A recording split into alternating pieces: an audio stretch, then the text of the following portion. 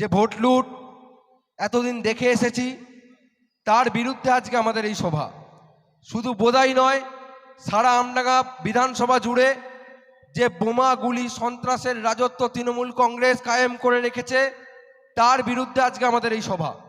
আর এই সভায় শুধুমাত্র ইন্ডিয়ান সেকুলার ফ্রন্টের কর্মী সমর্থকরাই নয়, সাধারণ মানুষ স্বতঃস্ফূর্তভাবে অংশগ্রহণ করেছেন এবং করবেন। কারণ এই সাধারণ মানুষ, তারা বোমগুলি সন্ত্রাস থেকে মুক্তি পেতে চায়। এই সাধারণ মানুষ, তারা নওশাদ সিদ্দিকীর দেখানো পথে বোমগুলি ফেলে দিয়ে হাতে কলম তুলে নিতে চায়। আর সেই সংগ্রামটাই আজকে বোদাইয়ের মাটি থেকে এই আমডাঙ্গার বুকে সূত্রপাত হলো। আগামী দিনে আমডাঙ্গা বিধানসভার প্রত্যেকটা পঞ্চায়েতে, প্রত্যেকটা মহল্লায় এই বার্তা নিয়ে আইএসএফ পৌঁছাবে যে 2026-এ গোটা আমডাঙ্গায় কোথাও কোনো বোমগুলির শব্দ আমরা সাধারণ মানুষ শুনতে চাই না। শান্তিপূর্ণভাবে নির্বাচন হবে এবং আমরা জানি 2026-এ সেই নির্বাচনের ফল কি হবে। আপনারা জানেন, যারা ইদানিং এমএলএর বাড়িতে যাচ্ছেন বা অফিসে যাচ্ছেন কোনো সার্টিফিকেট আনতে বা কোনো সার্টিফিকেটে সই করাতে, এমএলএ বলছেন আইএসএফ যদি তোমার বাড়িতে আসে আইএসএফকে তাড়িয়ে দেবে, আইএসএফ যদি তোমার বাড়িতে আসে আইএসএফকে ধরে মারো। এত ভয় কিসের এমএলএ সাহেব? মাত্র 4 বছরের দল, একবার শুধুমাত্র ভোটে লড়াই করেছে 2021-এ, আর 2026-এ লড়াই করবে। এত ভয় পেলে হবে না। প্রোটিন খাবার খান, এখনো সময় আছে, আরো কয়েকটা মাস সময় রয়েছে আপনার বিধায়ক হিসাবে। তারপরে বিদায় নেবেন, রিটায়ার করবেন, বয়স হয়ে গেছে, বিশ্রাম নেবেন বাড়িতে। অত হাই প্রেসার এখন হলে হবে না। লড়াই এখনো শুরু হয়নি, আজকে বোদাইয়ের মাঠ থেকে শুরু হলো।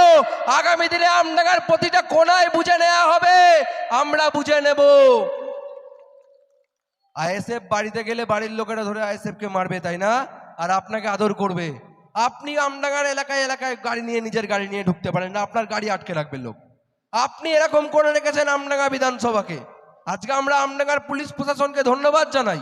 তারা যেভাবে নিরপেক্ষভাবে, কারুর হয়ে নয়, একদম নিরপেক্ষভাবে নিরপেক্ষতা নিজেদের প্রমাণ করেছেন এবং প্রত্যেকটা রাজনৈতিক দলকে তারা সমান দৃষ্টিভঙ্গিতে দেখেন। তার জন্য আমরা তাদেরকে ধন্যবাদ জানাই। আজকে বলতে গেলে, বোদাইয়ের কথা বলতে গেলে, টেঙ্গাটেঙ্গিতে একটি মাধ্যমিক স্কুল ছিল। ওই স্কুলটা এখন টেঙ্গাটেঙ্গি পুলিশ ফাঁড়ি হয়েছে, ওই স্কুলটা বন্ধ হয়ে গেছে। তাহলে এই আমডাঙ্গার বুকে স্কুল বন্ধ হবে। এই আমডাঙ্গায় বোদাই উচ্চ বিদ্যালয় 1942 সাল ভারত ছাড়ো আন্দোলনের সময় তৈরি এই বোদাই উচ্চ বিদ্যালয়, যে বিদ্যালয়ে আর্টস আছে, সায়েন্স আছে, এখনো পর্যন্ত আমরা কমার্স ডিপার্টমেন্ট চালু করতে পারিনি। আমি নিজে এই বোদাই উচ্চ বিদ্যালয়ে কম্পিউটার অ্যাপ্লিকেশন নিয়ে পড়েছি এইচএসে, কিন্তু কম্পিউটার অ্যাপ্লিকেশনে কোনো পার্মানেন্ট টিচার এই স্কুলে ছিল না। শিক্ষা বিজ্ঞানে কোনো পার্মানেন্ট টিচার ছিল না, এখনো আছে কিনা জানি না। কম্পিউটার অ্যাপ্লিকেশন সাবজেক্ট আছে কি উঠে গেছে তাও জানি না। আজকে এইরকম অবস্থা বিদ্যালয়গুলোর।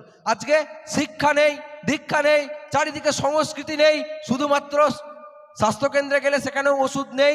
আমডাঙ্গা স্বাস্থ্যকেন্দ্রের অবস্থা আপনারা জানেন। বারাসাত মেডিকেল কলেজের নামে যে বিল্ডিং তৈরি করেছে তার অবস্থাও আপনারা জানেন। ওখানে মানুষ নিয়ে গেলে নিয়ে যাবেন খুব কম আঘাতে, আর বাড়ি আনবেন হয়তো তার মৃত্যুই ঘটবে, সৃষ্টিকর্তা না করুন। এইরকম অবস্থা আজকে স্বাস্থ্যকেন্দ্রগুলোর আমডাঙ্গার বুকে। সেই সমস্ত নিয়ে কোনো কথা নেই। আজকে এমএলএ বলছেন যদি বাড়িতে আইএসএফ যায় আইএসএফকে ধরে মারো। আপনি এমএলএ, আপনি শিখুন আমাদের ভাঙড়ের বিধায়কের কাছ থেকে কিভাবে এসআইআর এর সময় নিজের মাটিতে বসে তিনি ফর্ম ফিল আপ করে দিচ্ছেন ভাঙড়ের সাধারণ মানুষের। আমি দেখছিলাম ওনার ফেসবুক পোস্ট, উনি নওশাদ সিদ্দিকীকে কপি করে দেখছিলাম আগের দিন আমডাঙ্গায় বসে বসে ফর্ম ফিল আপ করছেন। নওশাদ সিদ্দিকী শেখাবে, রফিকুর রহমানকেও শেখাবে, মমতা ব্যানার্জিকেও শেখাবে। এই শেখানোর লোকটা পশ্চিমবঙ্গে নওশাদ সিদ্দিকী, উনি বিকল্প, কোনো বিজেপি বিকল্প নয়। এই আমডাঙ্গার বুকে যারা বিজেপি করছেন, এই আমডাঙ্গায় বিজেপি জিততে পারবে না। আর পরের পঞ্চায়েত নির্বাচনে তৃণমূল এসে আবার আপনার বাড়ি ভাঙবে, আবার আপনাকে চমকাবে, আবার আপনাকে ধমকাবে। তাই বিজেপি করে আমডাঙ্গায় কোনো লাভ হবে না। আমডাঙ্গার একমাত্র বিকল্প তৃণমূলকে তাড়ানোর জন্য, সেটা আইএসএফ, আইএসএফ এবং আইএসএফ।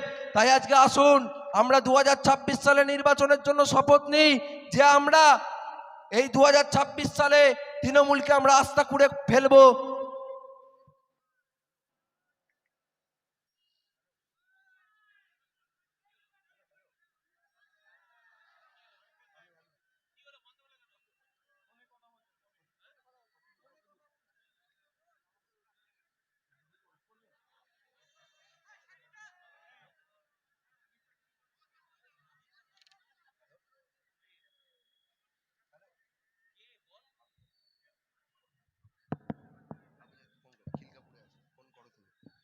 আমি যে কথা বলছিলাম, ভাইজান ফোন করেছিলেন, উনি খিলকাপুরের কাছাকাছি চলে এসেছেন, আর কিছুক্ষণের মধ্যে উনি প্রবেশ করবেন আমাদের মধ্যে।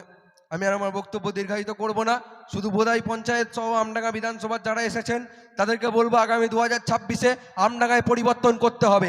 যদি 2026-এর পর থেকে আগামী 5 বছর এমএলএকে আপনার বাড়ির দুয়ারে দেখতে চান, যদি 2026-এর পর থেকে আমডাঙ্গার প্রত্যেকটা শিক্ষা প্রতিষ্ঠানে সঠিক শিক্ষককে দেখতে চান, যদি 2026-এর পর থেকে আমডাঙ্গা যে হাসপাতাল আছে সেটাকে মাল্টি স্পেশালিটি হাসপাতাল দেখতে চান, এবং আমাদেরকে আইএসএফকে বলছে না মুসলিমদের দল, হিন্দু পাড়ায় পাড়ায় গিয়ে বলছে আইএসএফ মুসলিমদের দল। আজ পর্যন্ত বিজেপি যে দাবি করেনি, তৃণমূল যে দাবি করেনি, সেই দাবি আমরা ইন্ডিয়ান সেকুলার ফ্রন্ট করেছি। আমডাঙ্গা কলেজ, আমডাঙ্গা করুণাময়ী মঠকে আধুনিকীকরণ করে ওই মঠকে পর্যটন শিল্প হিসেবে গড়ে তুলতে হবে। যে আমডাঙ্গা করুণাময়ী মঠ দীর্ঘ সেই ভারতবর্ষ স্বাধীন হওয়ার আগে থেকে যে মঠকে আমরা দেখে এসেছি, সেই মঠে আজ পর্যন্ত পর্যটন শিল্প হিসেবে গড়ে ওঠেনি। ওখানে পর্যটন শিল্প হলে বেকার যুবকরা কর্মসংস্থান হবে। আজকে বত্তির বিলে যদি পর্যটন শিল্প হিসেবে গড়ে ওঠে, বেড়িয়ে বত্তির বিল, সেখানে বেকার যুবকদের কর্মসংস্থান হবে। সেই দাবি আমরা ইন্ডিয়ান সেকুলার ফ্রন্ট করছি, আমরা বিকল্প শক্তি হিসেবে করছি। তাই আজকে মানুষকে সেই বিকল্পটা বেছে নিতে হবে। আজকে আপনাদের সামনে একটাই বিকল্প, হয় তৃণমূল না হলে আইএসএফ, মাঝখানে কোনো কিছু নেই। তাই হয় আপনি তৃণমূল না হয় আপনি আইএসএফ, বিজেপি নেই, অন্য কোনো দল নেই। 2026 আপনাকে সেই বিকল্পটাকে বেছে নিতে হবে। এই আহ্বান জানিয়ে আমি আমার বক্তব্য শেষ করছি। সকলকে সংগ্রামী অভিনন্দন, সকলকে ধন্যবাদ। ইনকিলাব জিন্দাবাদ, স্টুডেন্টস ফ্রন্ট জিন্দাবাদ, আইএসএফ জিন্দাবাদ। ধন্যবাদ রাকেশ দাকে। এখন বক্তব্য রাখবেন ইন্ডিয়ান সেকুলার ফ্রন্টের সাধারণ সম্পাদক এবং আমডাঙ্গা বিধানসভার পর্যবেক্ষক শ্রী বিশ্বজিৎ মাইতি মহাশয়।